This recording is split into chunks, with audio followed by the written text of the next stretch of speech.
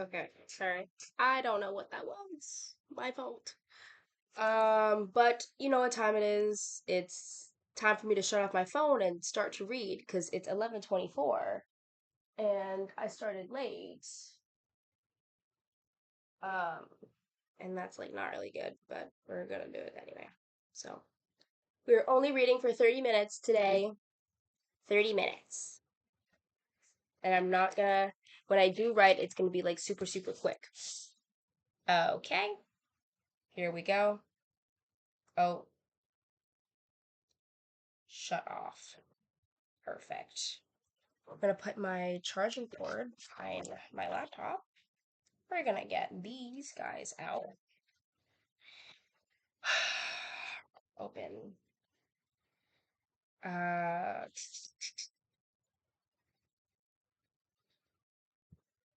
open my book. Oh my god. Okay, perfect. Let's begin where we left off. Okay.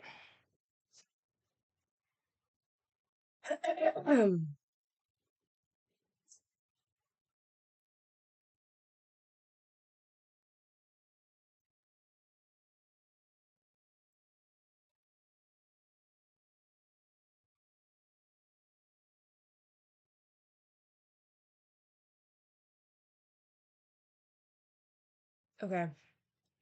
November 7th. Joseph, for the most part you were all right, but there is occasionally a tendency to be logical and mental. Now, when you get a text which is coming up, you don't have to worry about being logical because the text does it for you. If the script has your partner announce that he is going to get drunk, the playwright will give you an appropriate response. But in this exercise, if you stick to the repetition, which is illogical and comes purely from what you hear, you'll overcome a tendency to use your head logically. Do you understand? Yes. Beethoven had a landlady who reported that after he had been working for a certain period of time, he took a pail of cold water and poured it over his head. He was a nut, but that need for water wouldn't have happened if he was working logically from his head. He needed it because he was working from his intestines. That's why he was so emotionally overheated. Meisner paused to put out a cigarette. Joseph, you were right to go when you did. The impulse to go was genuine. She provoked it and you got the message, right? Acting is all a give and take of those impulses affecting each person. Am I making myself clear? Yes, Joseph says. Am I to you? He asked Joseph's partner, Beth, whose hair has been pulled back from her face with a black ribbon. She nods. What were you doing? I was filling out some forms in order to get an important project approved, and I didn't realize that there was a deadline. They have to be in the mail by midnight. If that actively was as significant as your words tell me it was, Beth, this would have been a different exercise because you would have been totally involved and Joseph would have been in an upheaval. You follow? Beth could have driven Joseph crazy with that exercise if she'd made this activity more important than the repetition. Well, this was absolutely real to me in the sense that it was more important than anything else, Beth says defensively. I can only accept that if it's in your behavior.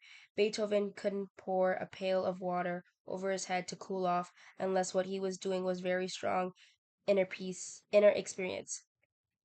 Try to tighten the repetition. Try to let it move in its organic rhythm. Don't be torn between sense and the emotional impact of so called senseless repetition. Would you say that again? Beth asks. What did I say? You said don't be caught between sense, replies Joseph, and the impact of the emotional impact of so called senseless repetition. Why did you come into the room, or have you forgotten? I came in to invite her to a party with me. She had lived truthfully under the imaginary circumstances imposed by her independent activity. This could easily have ended with your giving her the old heave ho and going to the party with some other girl. How I would have loved that. That would have been marvelous.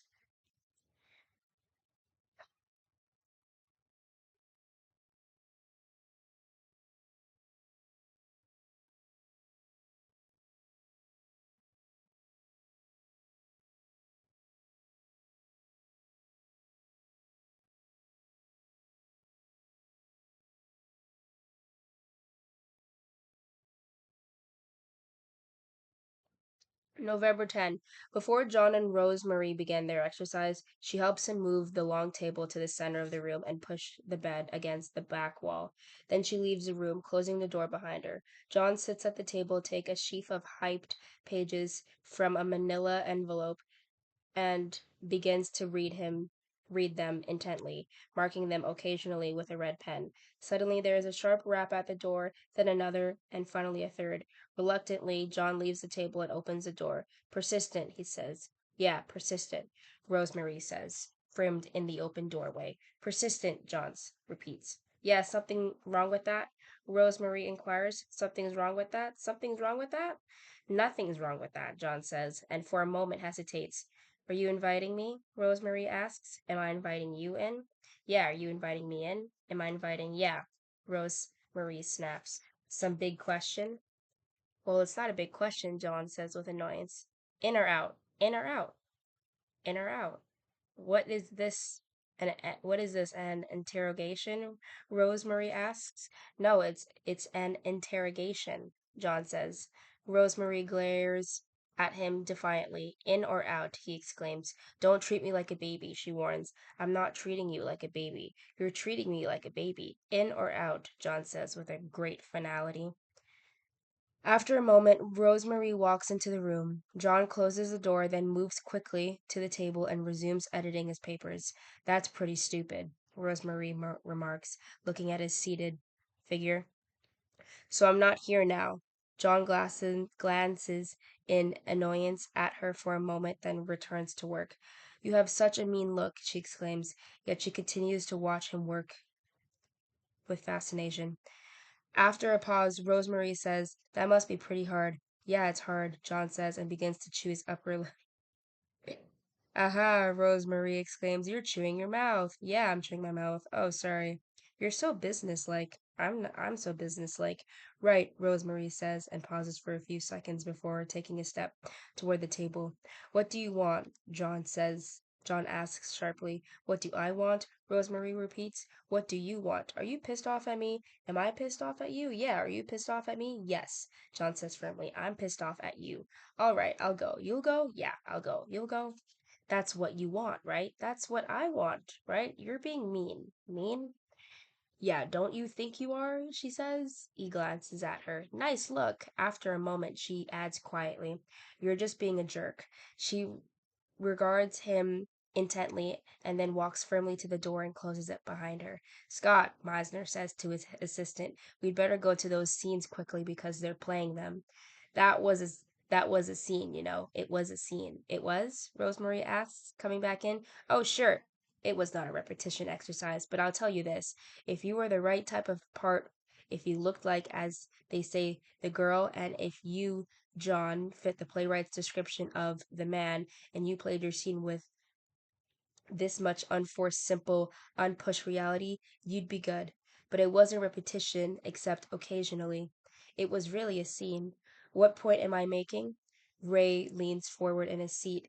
Instead of sticking to the rule of the exercise where you repeat and repeat and repeat and repeat until something changes what it is that you are repeating, they left that all unsaid and emotionally went from one thing to another, and it had its own sort of logic about how long she was going to be allowed to stay in the room, how angry he was. Were they relaxed? Very, Ray says.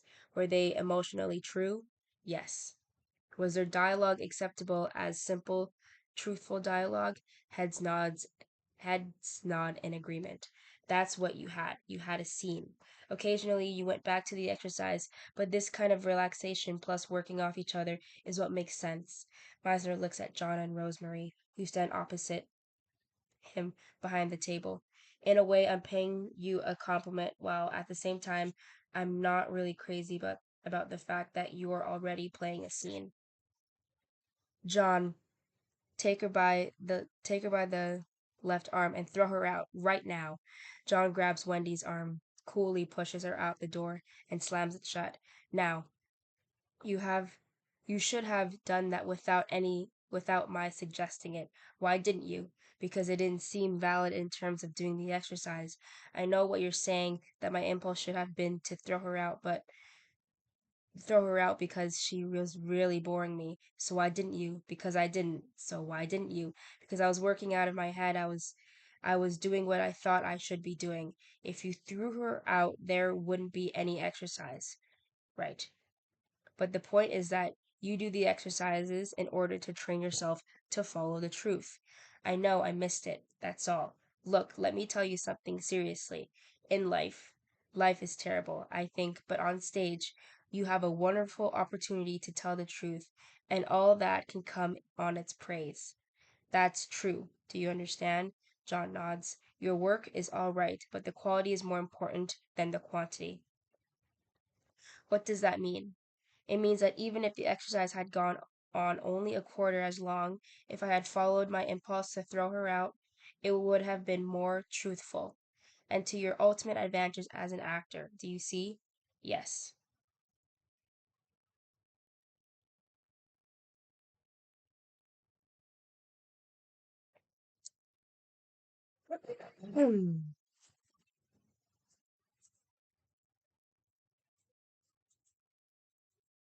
Okay. November 17th, I have a surprise for you all today. Scripts.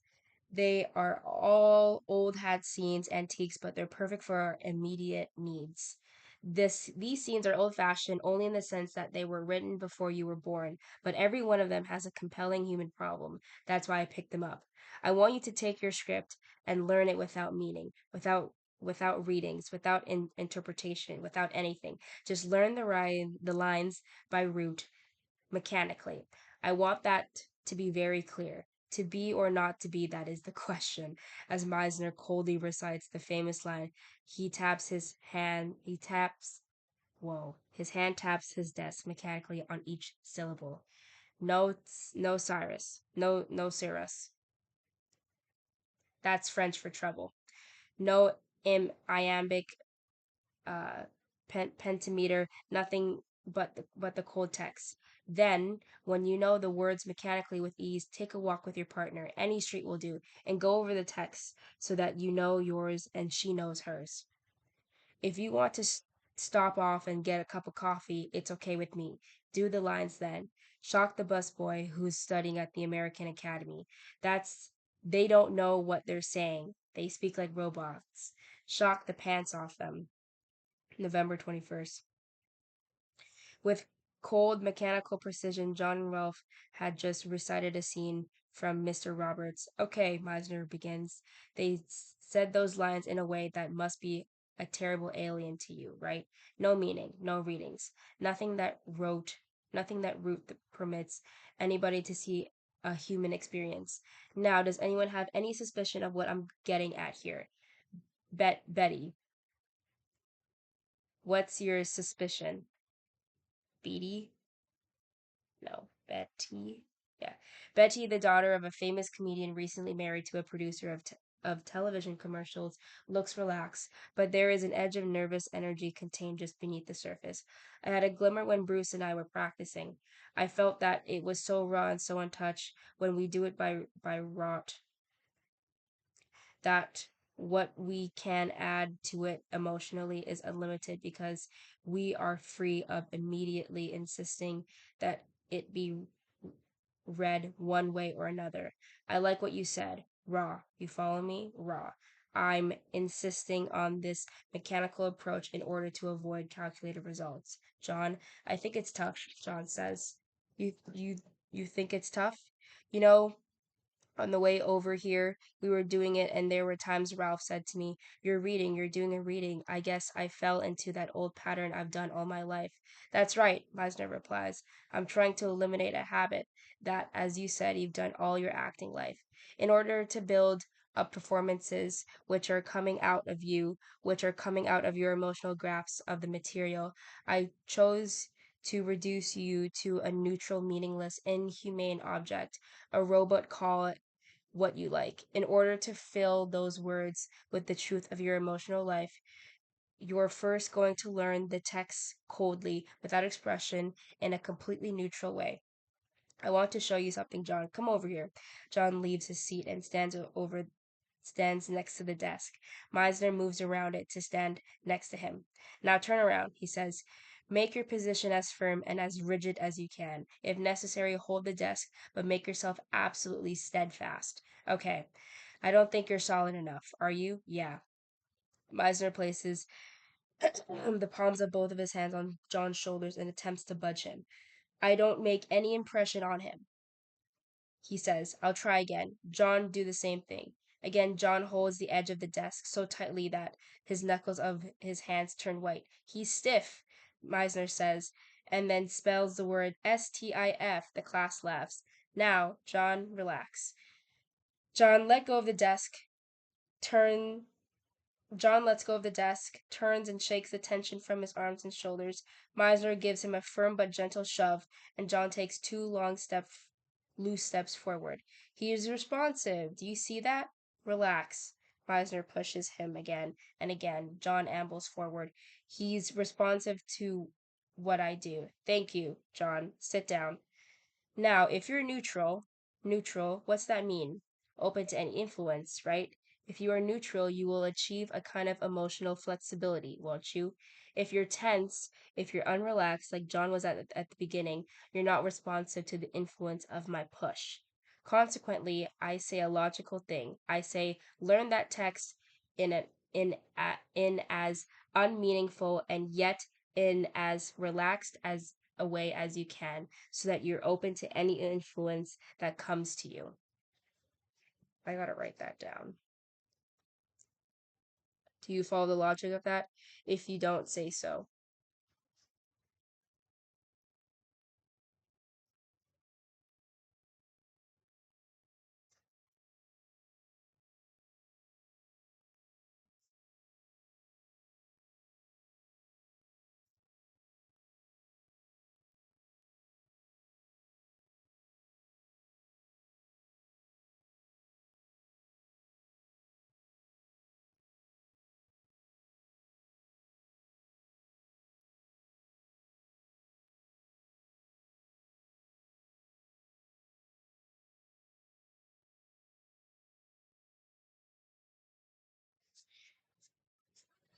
Okay.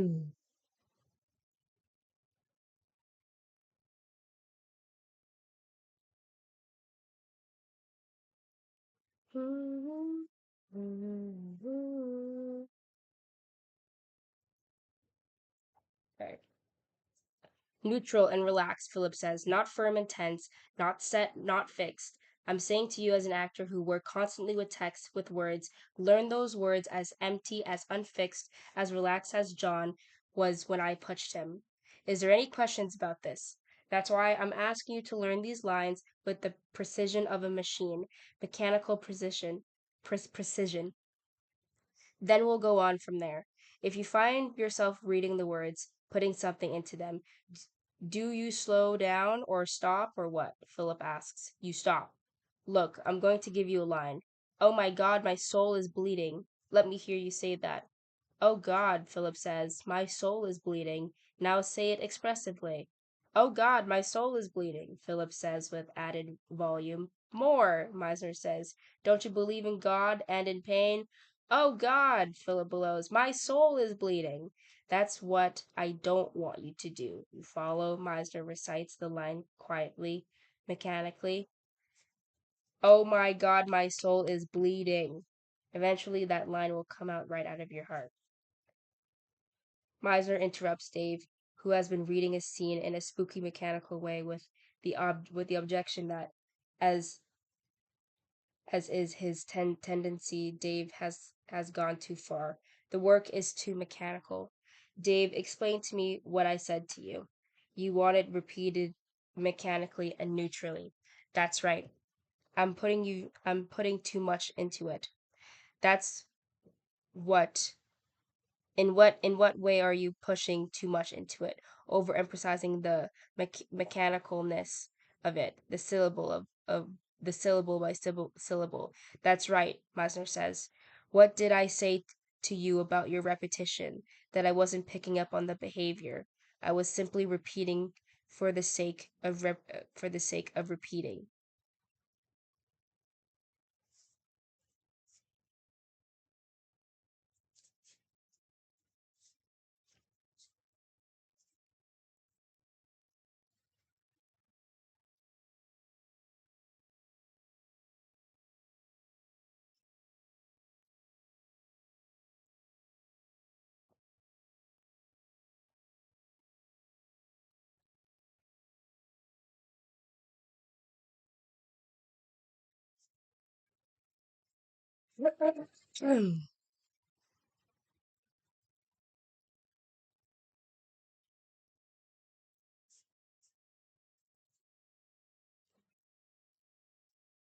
Isn't that something like this? You're overdoing the machine part of it, or of it a little too much. I was doing the exercise in an academic way. You kept saying repeat, repeat, repeat, and basically that's all I was concentrated on, was doing the exercise in an academic way instead of just letting it happen moment to moment.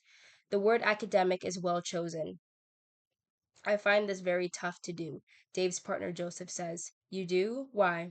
We learn words by associating them with the way we say them. Like, oh, how nice to see you. If you eliminate all that, you've lost your footing. That's right, Meisner says.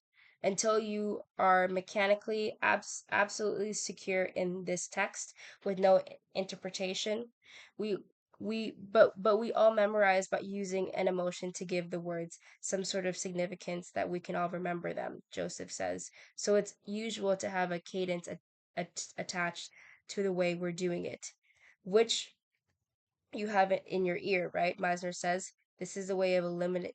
This is a way of working eliminates all that. What might be the value of this to you? Well, Joseph says it deprives you and of any preconvinced emotional associations, so that once you learn the text this way, the emotion will come out of what your partner is giving you.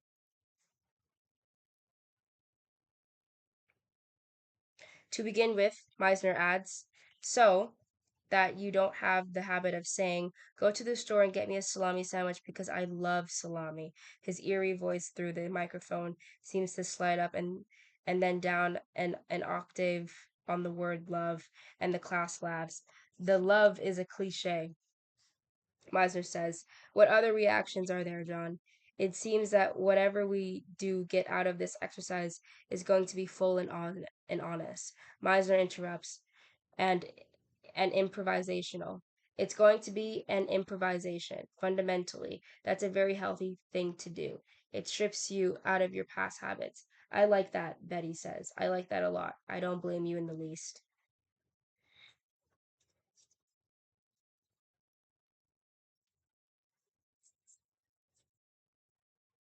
Anna and Vincent, whose partners are absent, get ready to perform an exercise. Vincent adds an independent activity, attempting to memorize a script in preparation for an audition, and Anna is to knock and enter the room. Before she leaves, Meisner calls her over and whispers a brief instruction in her ear. The effect of the exercise is galvanizing.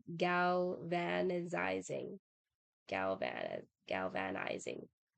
Anna enters enraged, though the exact reason for her anger is never discussed.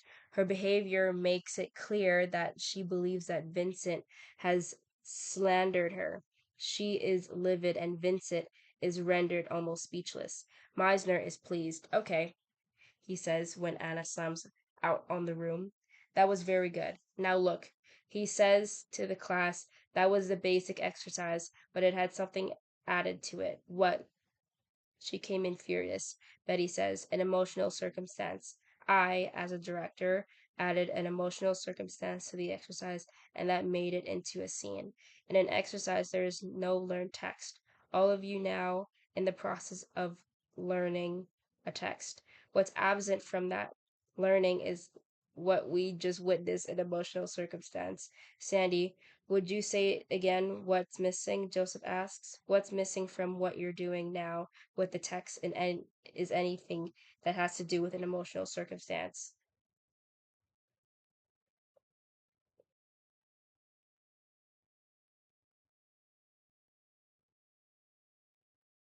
You're talking about our learning and lives mechanically. Yes, in the future.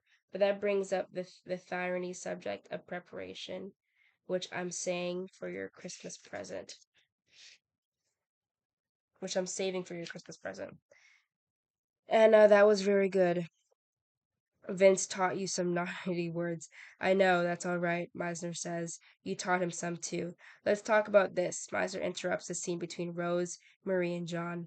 They have memorized the lines and are saying them quietly, but with the sound of of human conversation. What we're looking for is the picking up, not on cues, but of impulses.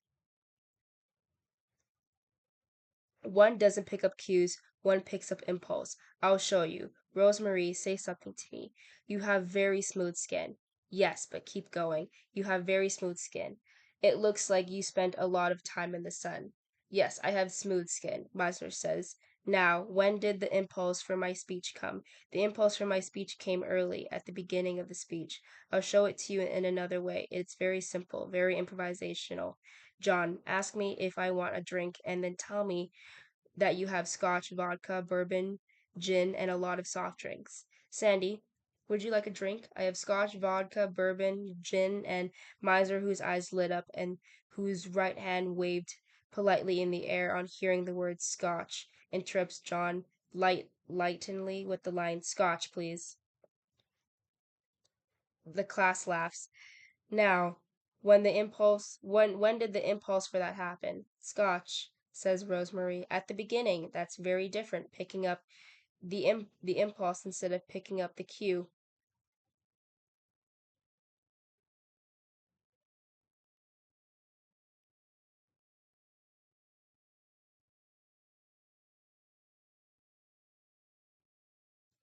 So you're saying that if the impulse is at the beginning, you must sustain it until he stops and you can say scotch until the cue comes.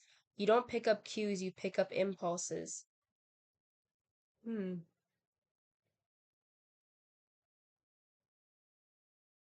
I guess it's a matter of knowing the script a lot better in order to be able to tune into the into the impulses, John says. Absolutely right, Meisner says, but that's not bad for the first time. That's the way a script initially resolves itself. Rosemary, why did you knock on the door? I thought I was supposed to for the exercise. You live here, I know. I'm a little unclear about what exactly we're doing. Is this an exercise or is it a scene? It's a scene which is being handled improvisationally. That is impulse to impulse. I'm supposed to work off his behavior and not the text, right? Both. Look, I'll do it for you. Your speech is me. You're weak. You promised that you'd never take another drink again if you lived to be 100, but you've broken your word. And my answer is, I'm not weak. Now, where does the impulse from that happen? Right at the beginning. Don't pick up cues, pick up impulses. Say your text again. You're weak. You said you'd never take a drink again as long as you'd live and didn't even keep your word.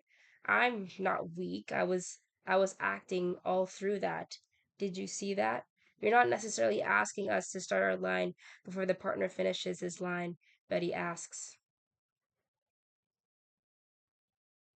No, I said wait for the cue, but the impulse, the emotion comes whenever it's felt.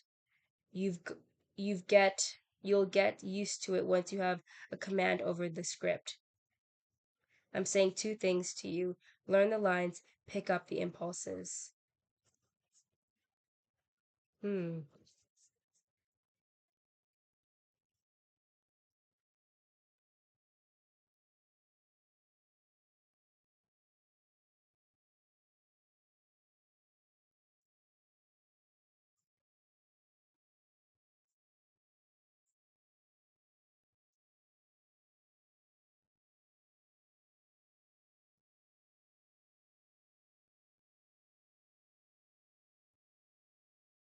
Learn the lines and pick up the impulses.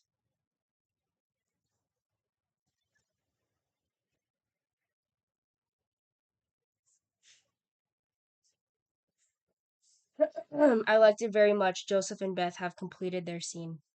Have just completed their scene. Joseph, you know your wife's betraying you, right? I don't care what you do or how you do it, but you, Joseph, get into a certain condition when you find out your girl's betraying you. I'd like to see that the next time. Beth, you're going to get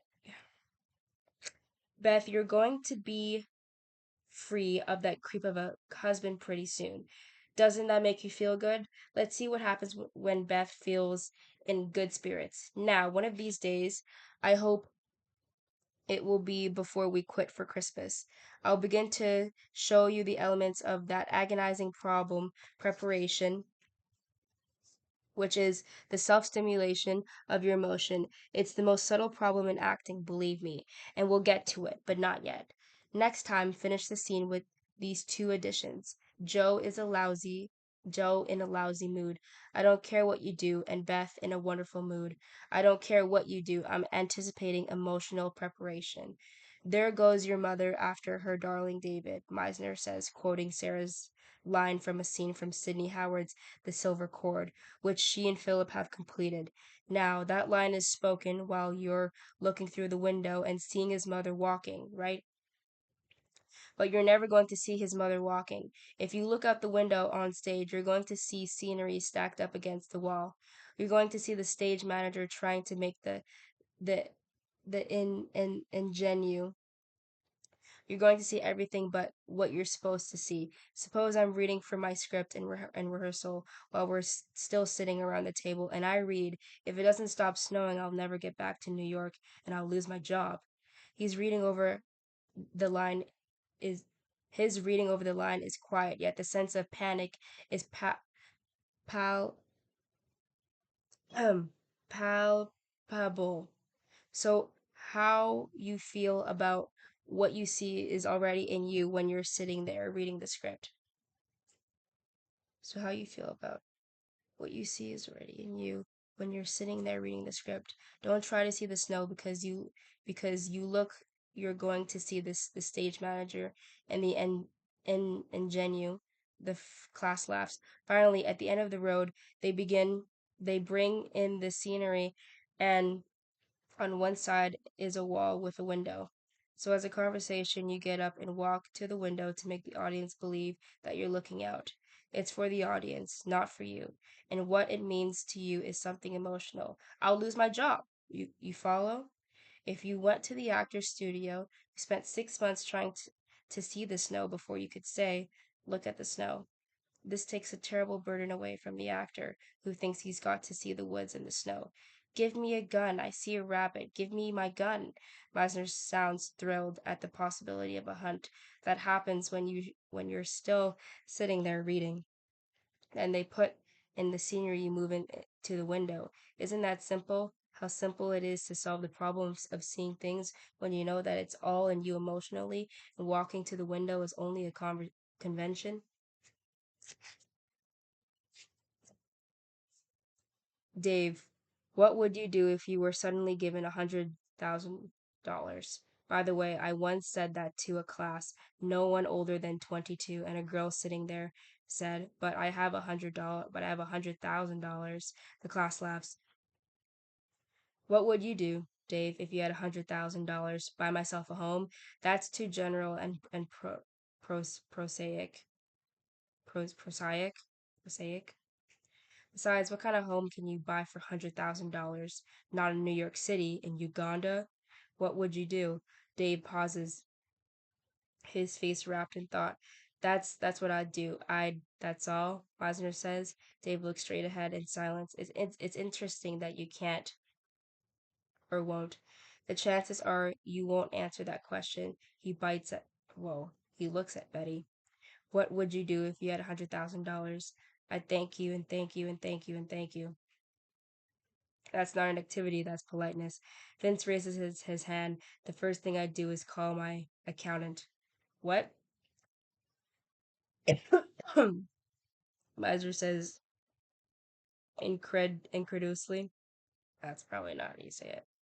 The first thing I'd do is call my accountant, Vince repeats, and make sure that I'd cover all the taxes and shelters, and that I'd probably buy some art. I want some Miro aqua tints. What are you saying? I'm saying I make sure to protect myself so I wouldn't have to pay taxes and then get some Muriels I really want to buy. Meisner says, the trouble with your answer, Vince, and with yours, Dave, is that they're prosaic and worldly and commonplace. Any garbage collector would think of them.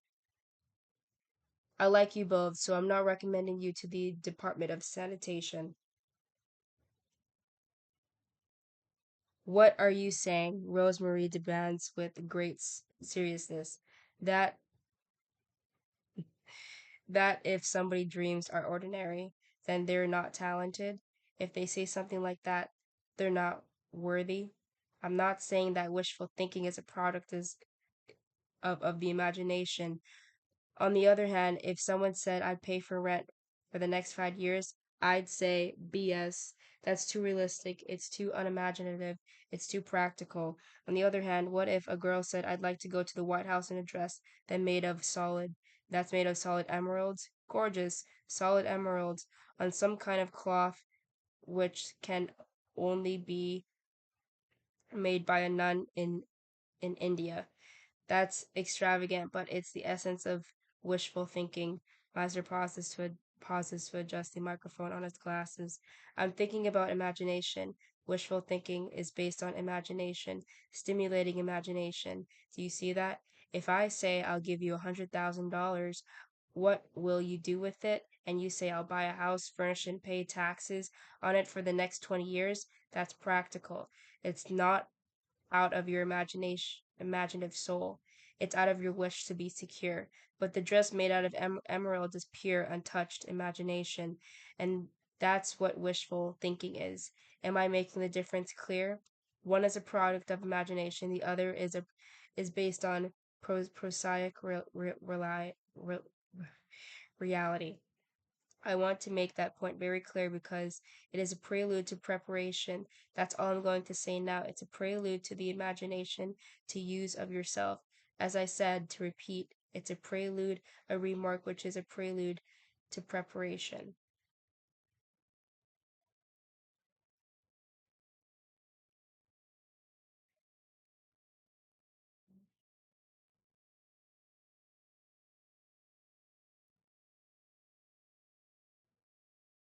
Hmm.